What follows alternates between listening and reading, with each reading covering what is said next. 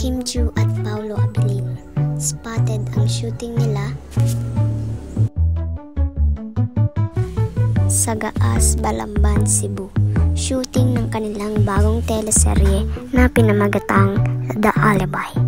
na kung saan naka-lock-in taping ang tambalang Kim Chiu at Paolo Abilino sa Cebu para sa kanilang bagong teleserye at naghahanda bago ito ipalabas, na kung saan talaga nga namang nakaka-intense at nakaka-excite hintayin ang kanilang bagong teleserye, dahil makikita sa ilang clip ng larawan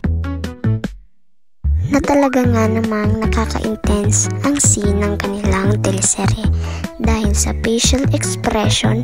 at bagong mukha ng Kim Pao,